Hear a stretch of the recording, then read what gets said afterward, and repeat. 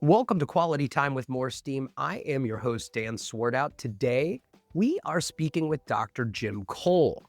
Jim is a trauma surgeon, a combat veteran, and an author. This is a truly fascinating conversation. Dr. Cole's career has been shaped by the need for effective systems and processes in high-pressure environments, from emergency rooms to military deployment. Because of this, Jim's experiences offer valuable insights for improvement. We'll discuss how to apply these lessons to workflows, decisions, and outcomes in healthcare and beyond. We didn't get the chance to talk about it during the show, but I want to mention Dr. Cole's book, Trauma: My Life as an Emergency Surgeon. I have put a link to that book in the show notes. Hopefully, we can have Jim back on the show in the future to talk more about his book. I also want to note that Dr. Cole is the father-in-law of MoreSteam Vice President of Product Development, Xander Hathaway. Now, Jim had some fun things to say about Xander during our conversations, but those things did not make the cut for this episode. Maybe it will be a bonus feature in a future episode. There's your hook to keep you listening. Finally, I want to mention that MoreSteam will be debuting a new video series on YouTube called Street Stats. In Street Stats, the pragmatic statistician Kevin Keller will walk you through some cool statistical ideas and concepts in fun, eye-catching videos. The first episode of Street Stats goes live on April 17th, Thursday, April 17th, 2025. And there will be a new Street Stats video every Thursday for the next couple months or so. There is a link to MoreSteam's YouTube channel in the show notes. Go subscribe to the MoreSteam YouTube channel to get notified about every episode of Street Stats and all the other videos from MoreSteam. And now, my conversation with Dr. Jim Cole. Today, we are lucky enough to be joined by Dr. Jim Cole. Dr. Cole has a tremendously fascinating story that I am so excited to share with you. Jim, welcome to the show. Dan, thanks so much for having me. This is great. Jim, I feel like if I were to introduce your many accomplishments, your background, it might take me almost the entire show. So if you could give me just a high-level overview of where you are now and what you have done to get you to where you are now. Well, sure. I'll make it simple. I'm the Vice President and Chief Medical Officer at UW Health, Northern Illinois. I've been there since 2016. I'm a trauma surgeon, critical care physician, general surgeon. But I started out many, many years ago, actually as an ER tech, 1981. And then I went to medical school on a U.S. Navy Health Profession Scholarship. And along the way, I did some military service as a general medical officer with Force Reconnaissance Company, Marine Corps, became a paratrooper combat diver, spent some time in Central America. After I finished my training to be a surgeon in the military, I was in Joint Special Operations Command as a surgeon. I got out of the military in September of, actually it was September 30th of 2000, thinking it was a peaceful world. Came back to the Chicago area with my family, my wife, 4 kids at the time. And less than a year later, 9/11 happened. So I rejoined as a reserve officer. I was doing trauma surgery in Chicago, and they deployed me to Afghanistan, Iraq, other places, so I basically do trauma surgery in Chicago or trauma surgery in the Middle East somewhere. I gave up my military service in 2015. I retired. And that's when shortly thereafter I was recruited by UW Health to come out to my current job. Like I said, a truly fascinating background, and I'm very excited to get into your background, and especially as it relates to process improvement. And we're going to talk to you about firsthand how you use process improvement both in the military and in the hospitals you work at now. Originally, you are from Arlington Heights, Chicago, correct?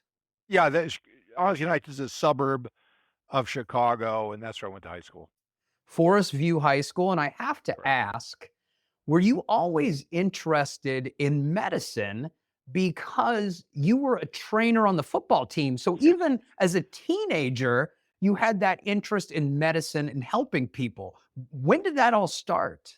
Honestly, you got a really good intel officer because I don't know how you knew I was an athletic trainer, but it's actually it's true. So my father was a physician, and he would take me around on hospital rounds and things like that. So he was probably my primary source of influence. But yeah, I went through the student athletic training course under Ron Freeman was the guy's name. He Mhm. was a great guy. I mean, he taught us anatomy, physiology, and how to manage injuries. Well, that sparked my interest in doing more. When I was 16, I applied for a job at the local hospital in the ER to be an ER tech. Like I shouldn't have ever gotten the job, but I did because they were desperate, Uh-huh. and they taught me all kinds of things. Like I had more on the job training than anybody really should have been allowed to have at the time, but it was great. I was treating real patients, putting on plaster molds, doing CPR, nasogastric tubes, health, dressing wounds, doing all kinds of things in high school. Wow. And then, eventually I kept doing that in my breaks during college and stuff, and eventually went to medical school.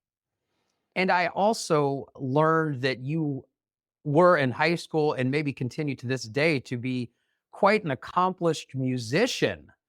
So, how do you were you ever in bands? Like, were you in college? Did you ever play out? Did you ever do anything like that?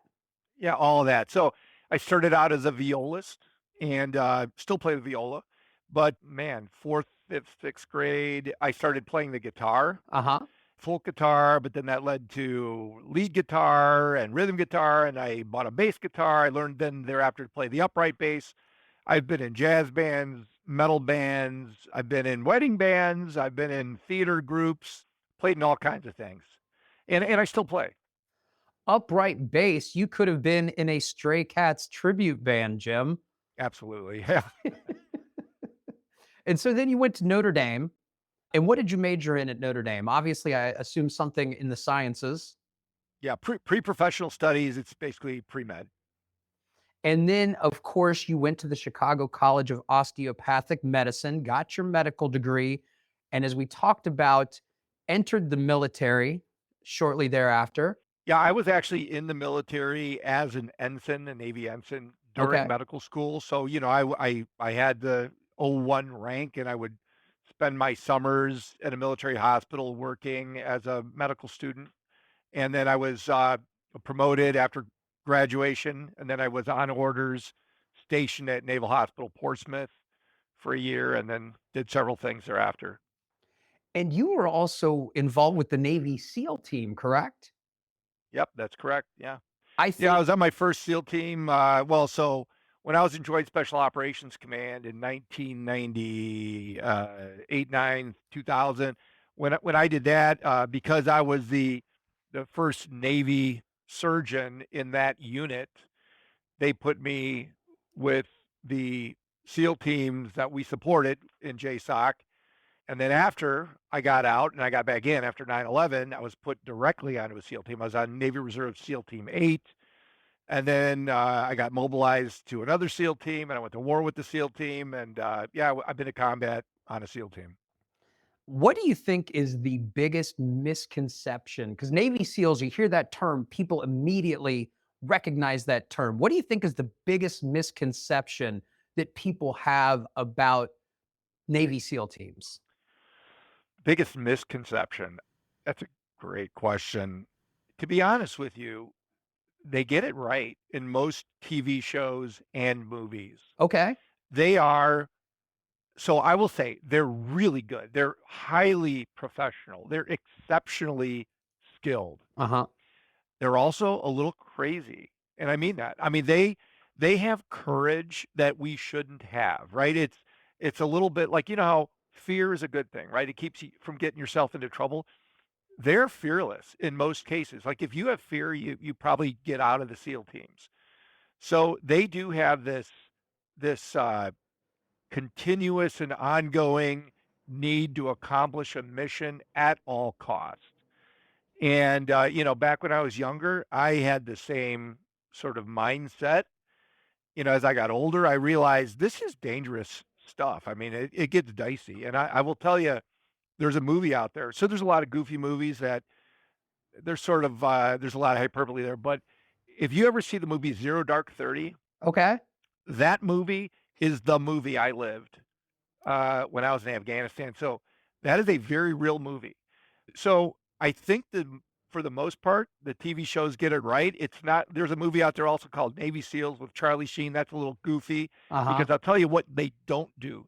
They don't do like a full, 3 days worth of a mission in, a matter of hours and then go to do another mission like the very next day. I will say we did operations about every 72 hours when I was deployed, just because it took a little while to recover. But the bottom line is the movies are pretty darn accurate about, with respect to what it's like to be on a SEAL team. Wow, that's fascinating. I'm going to have to go back and watch Zero Dark 30 again with the Yeah. knowledge of just how realistic it is. I want to talk a little bit about your introduction to process improvement because you transitioned from SEAL teams to the Marines in 2007. And that's where you encountered process improvement during your Fleet Marine Force Warfare Officer training. What was it like discovering tools like the Marine Corps planning process in such a high stakes environment? And how did it change your approach as a senior leader?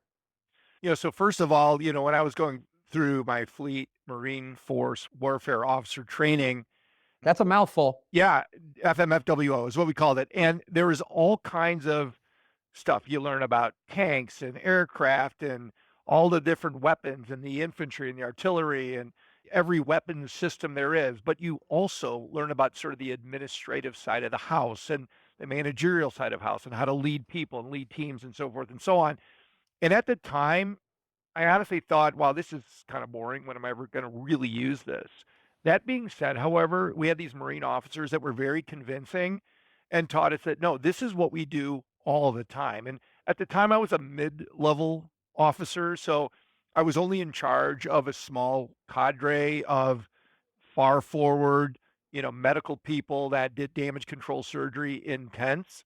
But then as I got a little bit more senior, I realized, well, as you get senior, you get promoted, you're responsible for more things. And I became part of all of these different Marine Corps planning operations. And I realized that we use the Marine Corps planning process really for just about any sort of operation that we're planning to ensure that we choose the right course of action. So Marine Corps planning Hmm. process, frame the problem, propose at least 3 courses of action. So you develop these courses of action, then you war game them. You run them on the table to see what works, what doesn't work. There's like a devil's advocate that basically asks questions like, what if this happens? You compare these courses of action, and then you make a decision as to which course of action you're going to take.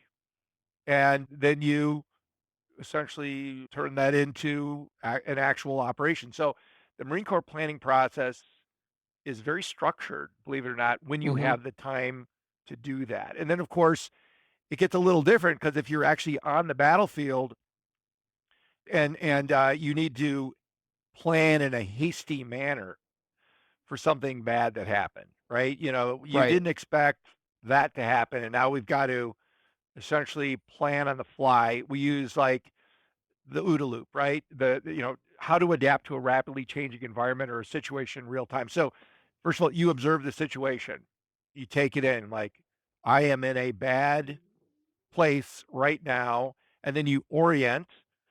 I am Hmm. east of the Tora Bora or whatever, north of the Tora Bora mountain range, and I've got bad guys to my right. I've got this many people in front of me. And then you decide quickly on the most reasonable course of action. And then boom, you act because this is real time, right? But Right. then what you Absolutely. do is you go back to O, right? You go back and you observe, okay, did the decision I made result in what I intended for that decision to result in? And if not, I have to reorient, decide again, act, go back to O. That's why it's a loop, OODA loop. So this is real stuff that happens in the military on the battlefield all the time. And of course, if we have time, we also do our organizational or operational risk management, however you want to call it, And it could be really quick just in your head, or you might map it out. What's the likelihood that all of these different possible things could happen? And if it does happen, how bad is the impact going to be to the mission? And we just decide what risk are we willing to take. And depends on how much time you have. You either have to make that decision really quickly, or you have a little bit of time and you plan it out a little bit more thoughtfully with respect to like what kind of risks do I want to take on this in this particular circumstance right now in the military. Jim, I have to say that my next two questions were about the OODA loop and operational risk management. So I want to dive a little more into that. When it comes to the OODA loop, observe, orient, decide, act, can you walk us through a specific moment on the battlefield where this rapid decision making cycle made a difference? Yeah, I mean, so quick reaction force decision making. So let's say, so in Afghanistan, there's a situation where you're getting rocketed from enemy forces, Uh huh. and enemy forces, their position is in the mountains. You can see where the fire's coming, the gunfire is coming, and you want to hunker down. So you observe where you are, you take cover, and you need to call in for close air support or a strike on that particular mountain region. And, you make the call and you call your aircraft, your Air Force friendlies or whoever else is in charge of the sky at that particular time to, rain down some support, if you will, on that area where you're getting fired upon or you're getting rocketed from. And then you just observe as to whether or not it had the intended result, i.e., Hmm. the gunfire toward you or the rocket toward you stops. And operational risk management. I have to say, this is absolutely fascinating. Thank you so much for your time today. And thank you so much for your service. Tell me a little more about operational risk management. Are there specific steps to that? Not really, other than like I was just saying, you identify all the hazards, you identify all the risks. Okay, you spell them out, you list them out, and you get a number of Okay. people in the room. And so, for example, let's say we're going to plan a take over a particular compound. Let's just say Okay. we're going to take compound X because we think, high value target so and so is there. Well, what are the risks? Well, the risks are start with the sun or the moon, I should say. We're going to have a really bright moon that's going to cast shadows. Okay, that's a risk.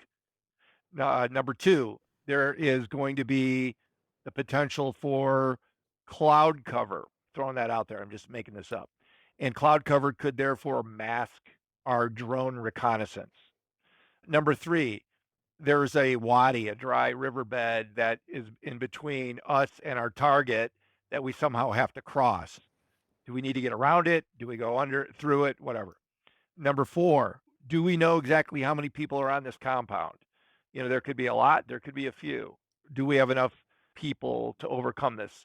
Number five, it's a very long distance from the closest damage controlled tent based medical facility. Is it within the golden hour, i.e., 30 minutes to and 30 minutes back by helicopter? Have we calculated the distance? Have we calculated the speed of the helicopter to the landing zone that we could potentially set up? So, those are just examples. And then what we do is we say, what's the likelihood that anything of these things could happen? Okay.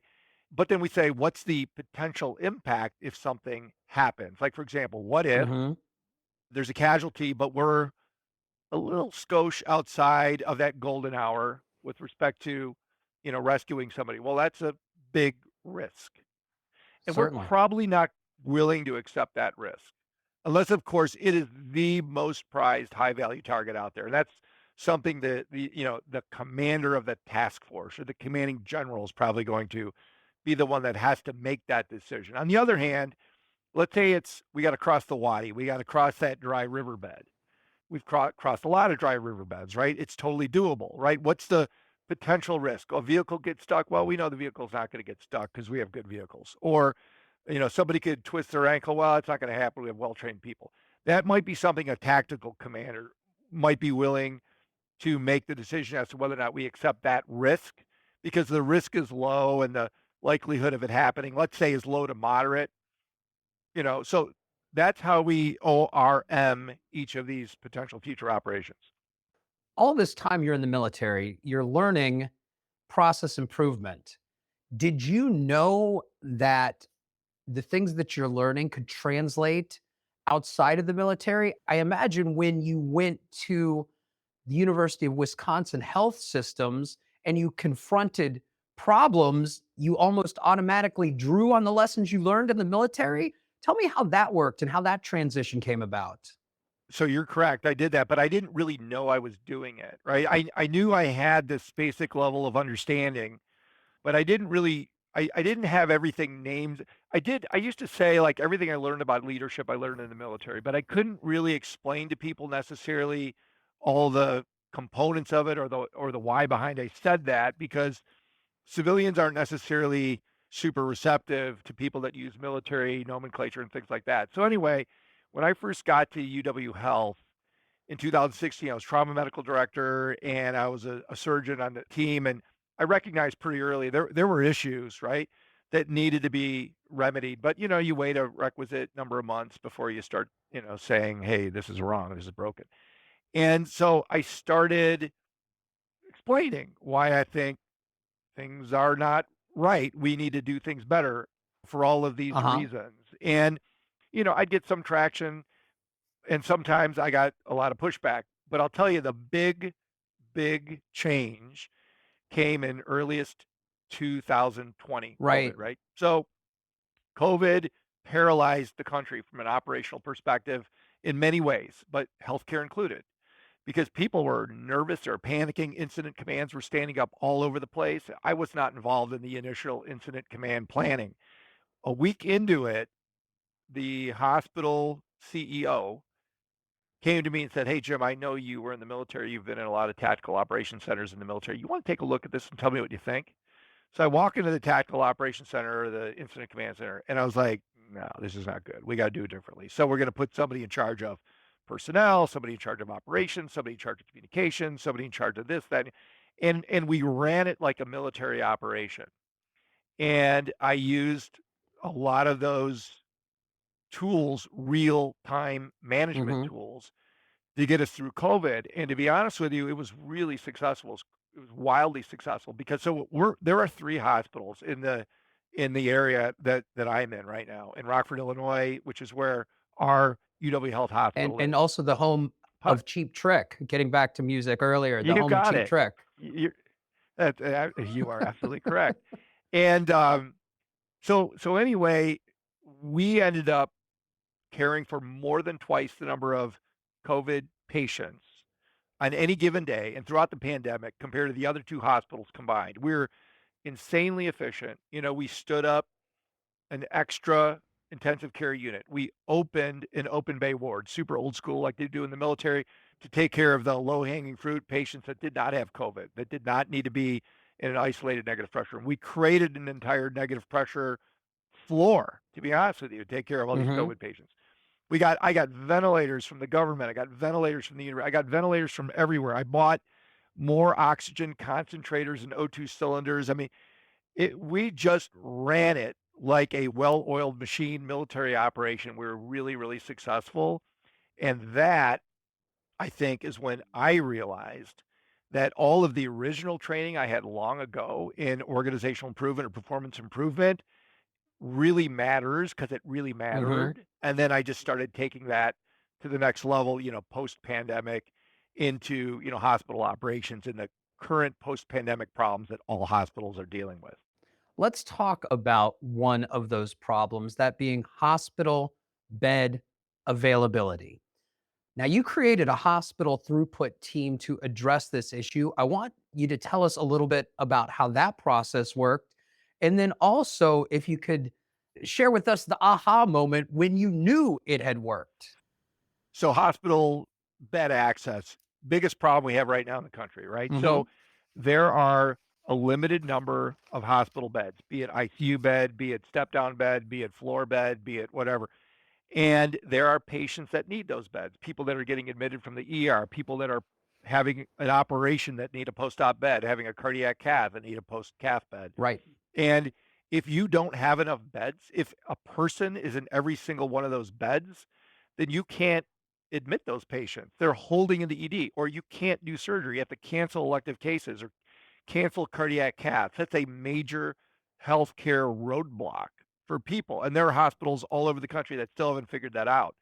So what did we do? So what we did is we put together a team. So we had a problem that we needed to solve, right? And using the focus PDCA process, right? Find a problem to improve upon. We need to figure out how to provide more bed space. And what is the problem? So we organized a team, right? We got hospital medicine, we got a representative from the ED, we got somebody from medical imaging, we got somebody from echocardiogram, we got medical imaging technicians, we got nurses, we got all kinds of people. And then what we did is we needed to understand the current state. So we basically processed, mapped everything from the moment a patient enters the system, be it from the ED, be it as a direct admission, be it from the OR, be it from the cath lab. And we just process mapped, all of the different steps that they need to get taken care of and then eventually discharged home and then have that bed cleaned by somebody from environmental services to now make that bed open to receive the next patient. So that was the biggest part of the work, right? All the mapping in Right. real time, walking the gemba, really figuring out what really happens in real time. You know what I mean? Like on a watch, figuring this out, measuring out in days, hours, and minutes. And then we recognize there's variation. Some hospitalists do things a little slower. They consult people differently. Surgeons might sit on people a little bit longer in certain scenarios. So we had to understand all that variation. And then ultimately we took all of it and we created like metrics, things that we wanted, goals that we thought that were potentially achievable every single day. And that included everything like we want to be able to safely discharge, let's say 22.5% of the census by time X every day. And then what we would do is we would create a report out. So we had standard work and we had a standard report out by each of the different representatives. And we would discuss how are we meeting our goal. And if we had barriers like, oh, well, I'm not getting people out because I can't get echocardiograms read by the cardiologist. Well, then we would get our echocardiogram reader on board to send an all call out to the cardiologist. I need you to read more echoes because we need to improve this process today. And they would do that. Or this patient needs an MRI, but there's a bottleneck in the MRI. Can somebody prioritize imaging studies to get this particular one done? And anyway, at the end of the day, we just kept making things, the standard work, if you will, more efficient, so that we created more beds. We did not have to cancel any surgeries. We did not have to not accept transfers into our facility. We did not have to cancel cardiac cath cases. And we really became the model hospital in the region. And honestly, there are university hospitals. They've come and watched us. And they're like, we want to do this too. And they're like, oh my God, this is a lot of work. And I'm like, yeah, but you need to do a lot of work in order to make this happen because the patients are going to keep coming and we have a duty to continue to serve the community. So anyway, we continue to do it. I did it this morning, and it's an ongoing process. We actually have a real live, well, it's a text group with about 25 different representatives of that hospital throughput team that if there's an issue, they just send out a text, and I'm really the guy that sort of, is the traffic cop to make sure that everybody who has an assignment is actually getting it done. And if they really need sort of an executive leader to get involved, then I will. But most of the time I don't because it's become so well hardwired that it's really successful. Jim, I have to ask, all of the people who'd been at the hospital for a long time and had issues with hospital bed availability for a long time, how did they react when you implemented these changes and saw such a dramatic impact on hospital bed availability? Were they like, is this magic? I mean, how did they respond to that? Well, at first, when we started this, they all thought we were crazy. They thought we were slave drivers. They thought this was ridiculous. It'll never get done. What you're intending to do will never be successful.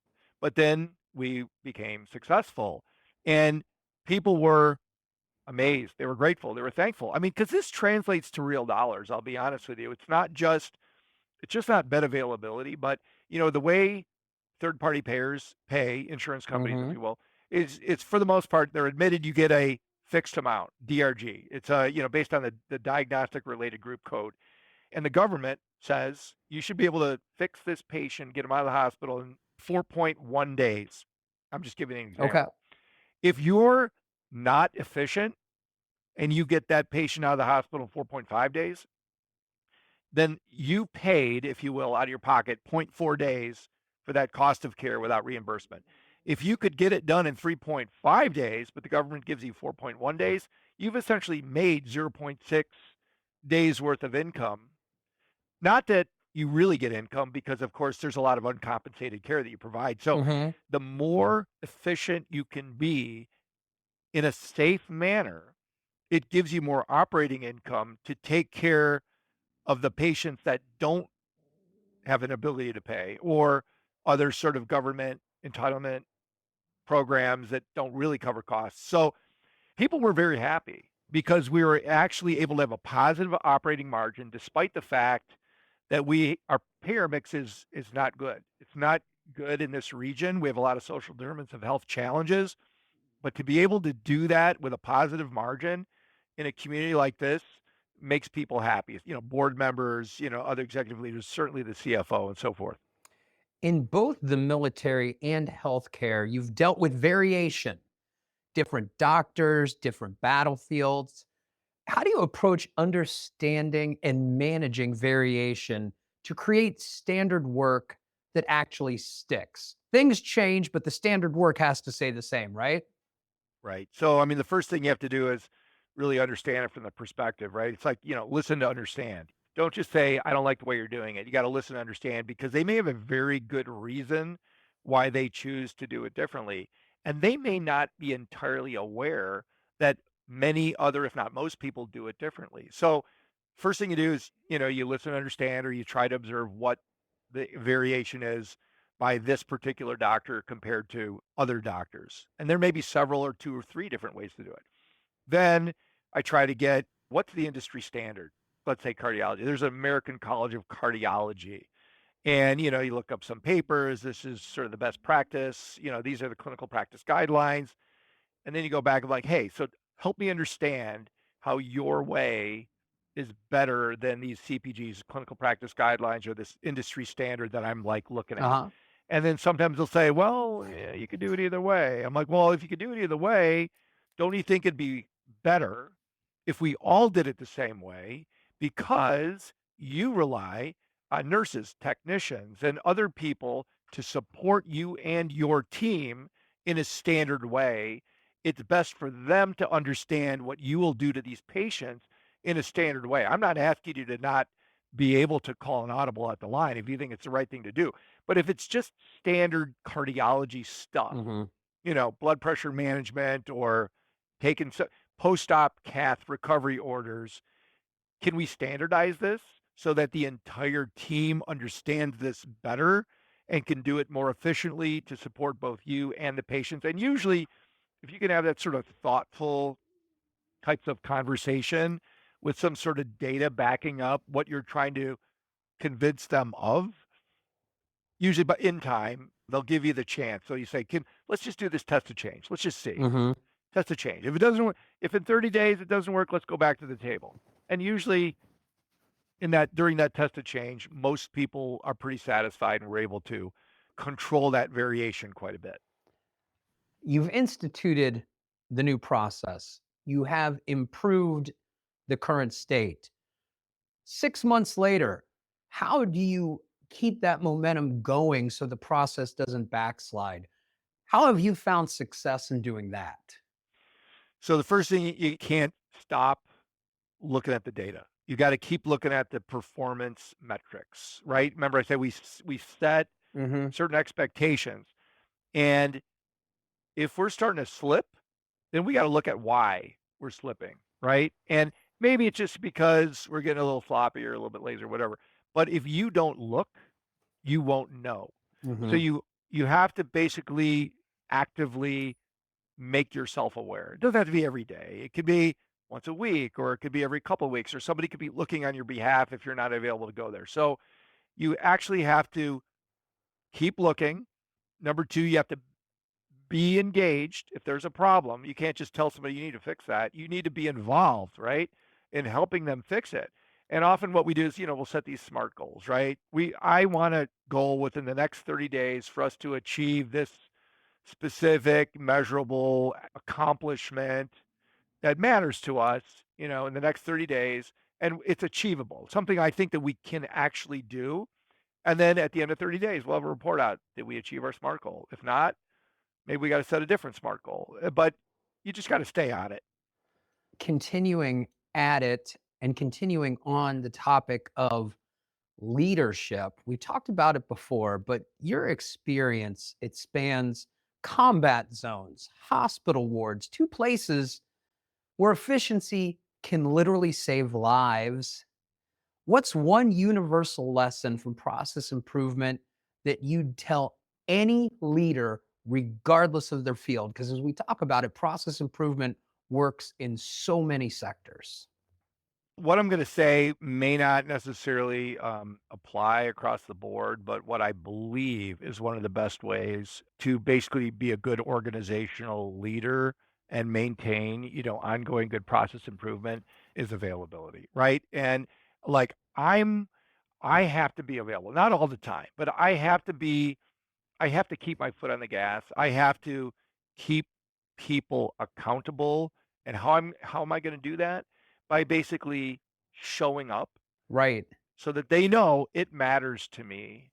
Now, I recognize there are some huge institutions out there where you just cannot have certain levels of leadership be available as much as I'm suggesting what's worked for me. But some degree of be present. I think it's really important. Let people know this matters to you. Let them know we're tracking, these metrics matter and the why behind it, right? Don't forget the mission, right? The Hmm. mission is because we're here to serve the patients in this community. And of course, let them know you really appreciate a job well done. That is really good advice. Let them know that you appreciate a job well done. I also hope you appreciate this short break. MoreSteam's enterprise process improvement platform includes the tools, training, and software you need to transform your organization into a problem-solving powerhouse. Join the ranks of Fortune 500 companies that trust MoreSteam for their enterprise process improvement. Our integrated approach featuring training, project tracking and execution, simulations, and statistical analysis empowers your team to create a culture where structured problem solving becomes second nature. Visit moresteam.com to learn more. And now back to my conversation with Jim Cole. We talked earlier about accurate depictions of the Navy SEALs in the movies and television. What's the most accurate depiction of surgery in movies and television? Because obviously, ER, I'm going to date myself here, Trapper John MD, which is a show with Pernell Roberts from back in the days. So many shows about hospitals and surgeons. What's the most accurate portrayal and what's the most inaccurate portrayal in your mind? So I'm going to start by the most accurate. And there's two categories. There's emergency, dying right now, trauma surgery, and there's everything else. What I would describe as elective, planned, for the most Uh-huh. part, surgery, right? So elective planned surgery, very methodical. It's almost like flying an airplane. You have a checklist of all these things that you have to get done correctly by all members of the team. They go over the checklist and you do it very methodically. Even surgery, every step, for the most part, there's a very methodical way of doing everything. How you close, how you dress, how you do everything, how the anesthesia wakes them up, and all that. It's usually very calm. It's very friendly. There's some fun, even sometimes unprofessional, like Uh-huh. banter, but it's all good, right? That's Right. elective surgery. But then there's trauma surgery, where people are literally dying right now. I mean, you people are running around. There's a lot of noise. There's blood everywhere on the ground. You have multiple people and hanging bags of fluid, bags of blood. The trauma surgeon is doing his or her thing. And that was, that's my gig, right? So people talk about minimally invasive surgery. I say, I'm a single site maximally invasive surgeon, right? I make a big incision from the very top to the very bottom really fast. I open, I see everything, I pack, I get rid of the blood, I find the injury, I fix it. And it's something I do very quickly. I don't say a lot, I don't make a lot of noise, but if I need something, I need something. Give it to me because the patient's dying right now. So Uh-huh. there's that. Okay. That's the reality. Eh, What is not the reality? Where does TV do a disservice to what surgery really is like?